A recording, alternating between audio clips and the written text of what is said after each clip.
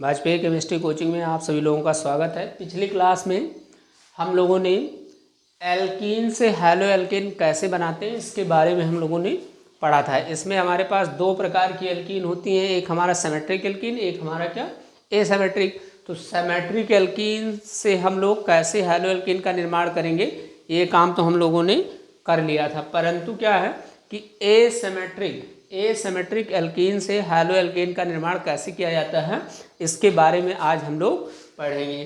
तो इसका मतलब सम्मित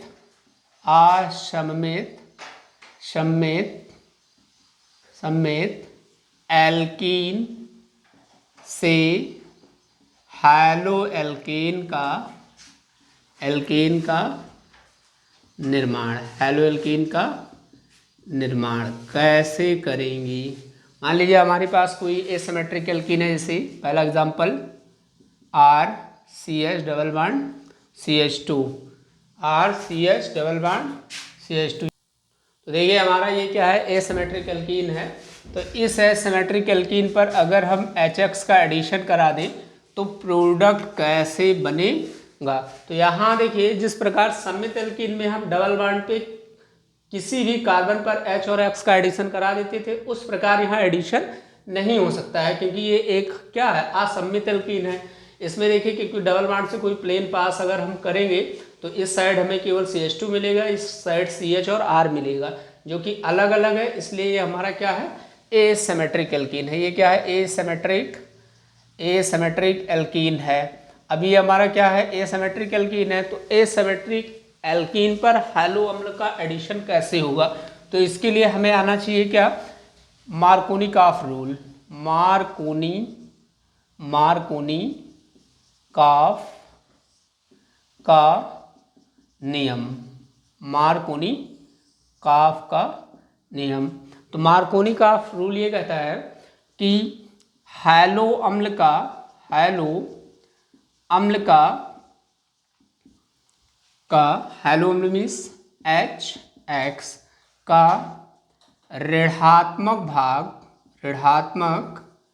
भाग द्विक बंध के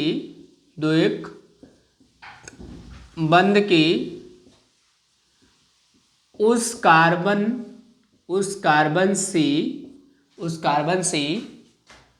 जुड़ता है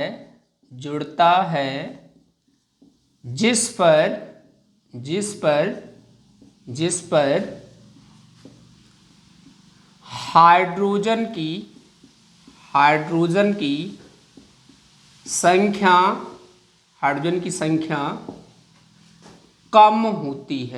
की संख्या कम होती है, तथा हैलो अम्ल का धनात्मक भाग द्विक बंध के उस कार्बन से जुड़ता है जिस पर हाइड्रोजन की संख्या कम होती है, कम नहीं, ज़्यादा होती है। तो यहाँ देखिए इसका मतलब क्या हुआ कि हैलो अम्ल का ऋणात्मक भाग द्विक बंध के उस कार्बन से जुड़ता है जिस पर हाइड्रोजन की संख्या क्या होती है, कम होती है। यानी ऋण वाला भाग वहाँ जुड़ेगा, डबल बॉन्ड के उस कार्बन पर जुड़ेगा जहाँ पर हाइड्रोजन की संख्या कम होगी, तथा हैलो अम्ल का धनात्मक भाग द्विक बंध के उस कार्बन से जुड़ता है जिस पर हाइड्रोजन की संख्या ज़्यादा होती है। ऐसे मान लीजिए हमारे पास क्या है कि CH3CH डबल बॉन्ड CH2 ये है, ये हमारा क्या है, एसिमेट्रिक एल्कीन है। ये हमारा क्या है, एसिमेट्रिक एल्कीन है। अब इस एसिमेट्रिक एल्कीन में देखिए कि इस वाले कार्बन, डबल बॉन्ड का ये कार्बन है एक, और एक डबल बॉन्ड का ये कार्बन है, दो कार्बन हमारे पास क्या है, डबल बॉन्ड के। अब यहाँ देखिए इस वाले कार्बन पर हाइड्रोजन की संख्या कितनी है, 2 है, और इस वाले पर क्या है कि हाइड्रोजन की संख्या, यहाँ देखिए हाइड्रोजन की संख्या कितनी है 1। इसका मतलब ये हुआ कि इस वाले डबल बॉन्ड पर हाइड्रोजन की संख्या ज़्यादा है और इस वाले डबल बॉन्ड वाले कार्बन पर हाइड्रोजन की संख्या कम है।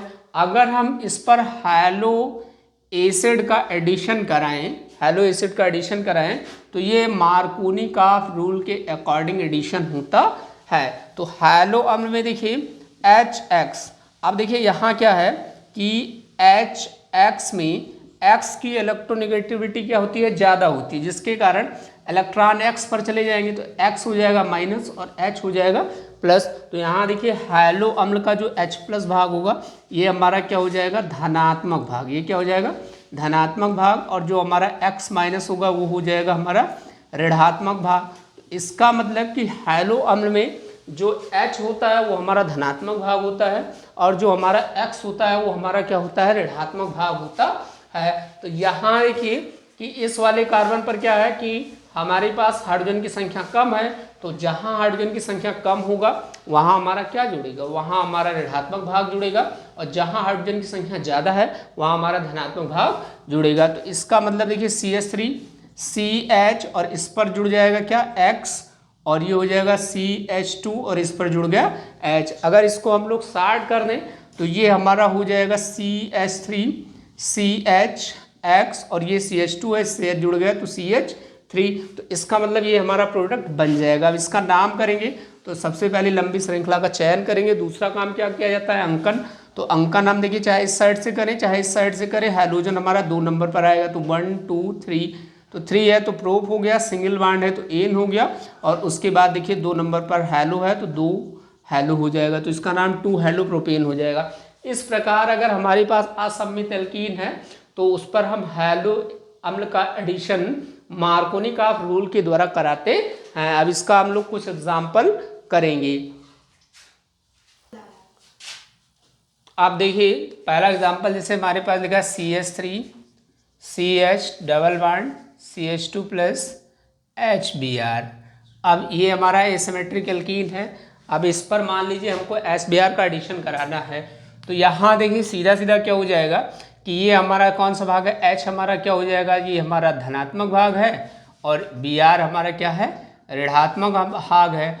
तो यानी ऋणात्मक भाग मार्कोनी का नियम के अनुसार वहाँ जुड़ेगा जहाँ पर हाइड्रोजन की संख्या क्या होगी, कम होगी, और हाइड्रोजन की संख्या अगर क्या है कि कम है तो वहाँ पर हमारा ऋणात्मक भाग जुड़ेगा और मोर स्टेबल प्रोडक्ट देता है। तो यहाँ हो जाएगा CH3 CH, इससे जुड़ गया Br और इससे जुड़ गया हमारा CH2 और ये H। इसका नाम 1 2 3, तो यहाँ हो जाएगा 3 के लिए प्रोप, सिंगल बॉन्ड है तो एन, और उसके बाद में हमारा 2 नंबर पर क्या लगा है ब्रोमो, तो 2 ब्रोमो। इस प्रकार इसका नाम हो जाएगा 2 ब्रोमो प्रोपेन। उसके बाद दूसरा एग्जाम्पल, जैसे हमारे पास लिखा है CH3 डबल बॉन्ड CH और CH3, और इस पर रिएक्शन हमें HBr का कराना है। तो यहाँ देखिए हमें केवल डबल बॉन्ड वाले कार्बन से मतलब होता है। तो यहाँ देखिए हमारा क्या, डबल बॉन्ड के कार्बन पर 1 हाइड्रोजन है इस पर, और इस पर क्या है 0 हाइड्रोजन। यहाँ हाइड्रोजन 0 है और यहाँ हाइड्रोजन की संख्या कितनी है, 1 है। तो मार्कोनी का आप यही कहता है कि जहाँ पर क्या है कि निगेटिव मतलब हाइड्रोजन की संख्या कम होगी वहाँ हमारा निगेटिव वाला जुड़ेगा, और जहाँ हाइड्रोजन की संख्या ज़्यादा होगी वहाँ हमारा पॉजिटिव वाला। तो इस वाले कार्बन पर देखिए हाइड्रोजन की संख्या 0 है यानी कम है, इस पर 1 है यानी कि ज़्यादा है। तो यहाँ देखिए हो जाएगा CH3 और इस पर हमारा जुड़ गया क्या Br, और ये हो गया CH और CH से जुड़ गया क्या H, और ये CH3। तो इस प्रकार देखिए एसिमेट्रिक एल्कीन पर हमारा हैलो अम्ल का एडिशन होता है। अब इसका नाम देखिए लिखेंगे, नाम में देखिए क्या है, सबसे पहले ये हमारी लंबी श्रृंखला हो जाएगी। उसके बाद देखिए लंबी श्रृंखला के बाद दूसरा काम हमें अंकन करना है। अंकन उस साइड से करेंगे जिधर से हमारा क्या होता है, हैलोजन नज़दीक होता है। देखिए इस साइड से किया जाएगा क्योंकि 2 नंबर पर हमारा प्रतिस्थापी ग्रुप भी है और हैलोजन भी जुड़ा हुआ है। तो ये 1 2 3 और 1 क्या हो जाएगा 4, 4 के लिए क्या हो गया ब्यूट, सिंगल बॉन्ड है तो क्या हो जाएगा एन ब्यूटेन हो गया। 2 नंबर पर Br है तो हो जाएगा 2 ब्रोमो हो जाएगा, और उसके बाद में 2 नंबर पर हमारा एक प्रतिस्थापी मेथिल है तो 2 मेथिल। तो इस प्रकार इसका नाम हो जाएगा 2 ब्रोमो 2 मेथिल ब्यूटेन। तो हमने ये देखा कि अगर हमारा एसिमेट्रिक एल्कीन है तो एसिमेट्रिक एल्कीन पर हैलो अम्ल का एडिशन कैसे होता है। अब अगर मान लीजिए कि यहाँ पर हमारे पास एसिमेट्रिक एल्कीन है और हैलो अम्ल का एडिशन कराना है, और यही क्या हो, जैसे देखिए RCH double bond CH2 plus HBr, इसका एडिशन कराना है, लेकिन एरो पर बेंजोइल पराक्साइड या पराक्साइड लिख दे तो वहाँ हम एडिशन क्या मार्कोनी का आपके अकॉर्डिंग करा सकते हैं? तो जी नहीं। अगर क्या है कि केवल एसिमेट्रिक एल्कीन है और केवल हैलो एसिड है, एरो पर कोई मीडियम प्रेजेंट नहीं है, तो वहाँ हम मार्कोनी का आप लगा सकते हैं। लेकिन जैसे एरो पर पराक्साइड यानी रिएक्शन पराक्साइड के उपस्थिति में होगा तो वहाँ हमारा एंटी मार्कोनी का रूल लगता है। वहाँ क्या लगेगा? एंटी मार्कोनी का रूल। तो एंटी AMR रूल क्या होता है, इसके बारे में आइए हम लोग सीखते हैं कि एंटी मार्कोनी का रूल क्या है। अब देखिए हमारे पास क्या है कि अगर क्या है कि हमारा RCH double bond CH2 plus HBr और ये हो जाए हमारा बेंजोइल पराक्साइड के प्रेजेंस में होगा, तो ये रिएक्शन हमारा क्या होता है? एंटी मार्कोनी काफ रूल के अकॉर्डिंग एंटी मार्कोनी काफ के नियमानुसार ये क्रिया होती है, नियमानुसार। ठीक, अब ये है क्या, ये कौन सा नियम है? देखिए कि पराक्साइड की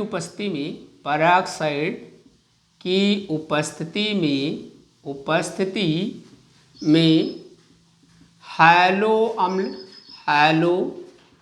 अम्ल का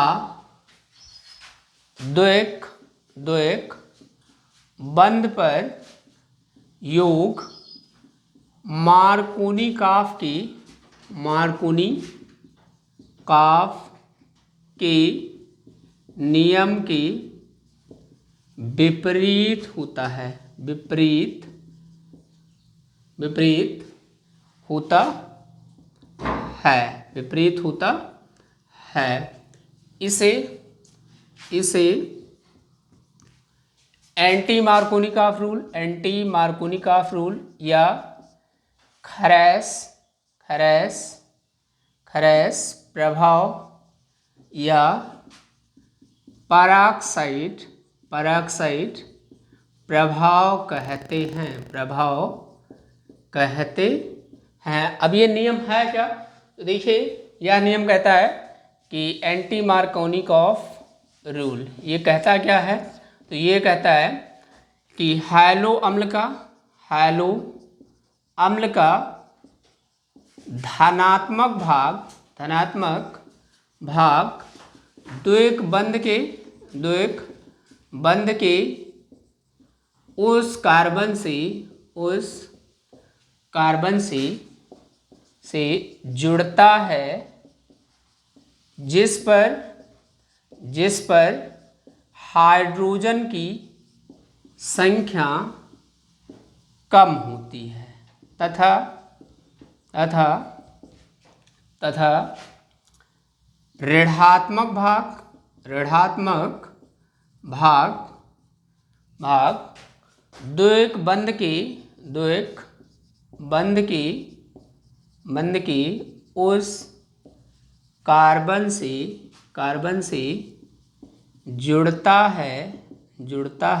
उस कार्बन से जुड़ता है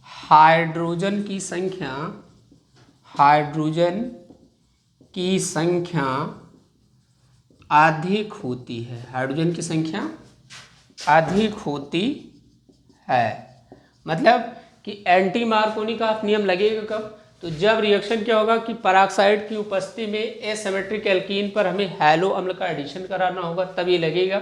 इसका दूसरा नाम खैरेस प्रभाव या पराक्साइड प्रभाव भी इसे कहते हैं। है क्या?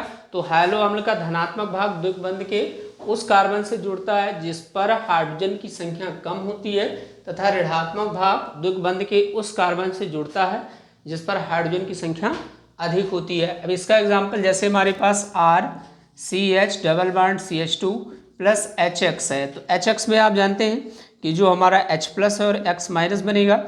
H प्लस का मतलब ये हमारा क्या है, धनात्मक भाग है, और X माइनस का मतलब ये हमारा क्या है, ऋणात्मक भाग है। और ये रिएक्शन क्या हो रहा है, मान लीजिए बेंजोइल पेरोक्साइड के प्रेजेंस में हो रहा है, बेंजोइल पेरोक्साइड। तो जैसे पेरोक्साइड आया वैसे यहाँ एंटी मार्कोनिकॉफ रूल लग जाएगा। तो एंटी मार्कोनिकॉफ क्या कहता है कि धनात्मक भाग वहाँ जुड़ेगा जहाँ पर हाइड्रोजन की संख्या क्या होगी, कम होगी। तो यानी इस कार्बन पर देखिए, डबल बॉन्ड वाले इस कार्बन पर हाइड्रोजन की संख्या कितनी है, हाइड्रोजन की संख्या 1 है। और यहाँ देखिए, यहाँ पर हाइड्रोजन की संख्या कितनी है, 2 है। तो इसका मतलब इस पर हाइड्रोजन की संख्या कम है और इस वाले कार्बन पर हाइड्रोजन की संख्या क्या है, ज़्यादा है। तो इसका मतलब यहाँ हमारा क्या जुड़ेगा, H यानी धनात्मक भाग H प्लस, और इस पर हाइड्रोजन की संख्या ज़्यादा है तो यहाँ हमारा कौन जुड़ेगा, ऋणात्मक भाग यानी X माइनस। तो इस प्रकार ये हो जाएगा RCH H और ये हो गया CH2 और यहाँ जुड़ गया X। अगर इसको हम शार्ट कर दें तो ये हो जाएगा RCH2 CH2 और क्या X। अब इसका क्या करेंगे, तो इसका हम लोग, ये हमारा हो गया हैलो एल्केन। ये क्या है, हैलो एल्केन। अब इसका कुछ 1 2 4 एग्जाम्पल हम लोग करते हैं और उसके बाद में थोड़ा इसको और समझते हैं। अब देखिए, जैसे पहला एग्जाम्पल है हमारा CH3CH double bond CH2 plus HBr, और ये हमारा बेंजोइल पेरोक्साइड की प्रेजेंस में हो रहा है। यहाँ देखिए, जैसे बेंजोइल पेरोक्साइड हो जाएगा वैसे हमारा क्या लगेगा, एंटी मार्कोनिकॉफ नियम लगेगा। तो यहाँ देखिए ये नेगेटिव भाग है, तो नेगेटिव हमारा क्या आ गया इस पर। यहाँ देखिए हाइड्रोजन की संख्या 2 है, यहाँ हाइड्रोजन की संख्या कितनी है, 1 है। तो इसका मतलब जहाँ हाइड्रोजन की संख्या ज़्यादा होगी वहाँ हमारा क्या जुड़ेगा, नेगेटिव, और जहाँ हाइड्रोजन की संख्या कम होगी वहाँ हमारा क्या जुड़ेगा, पॉजिटिव।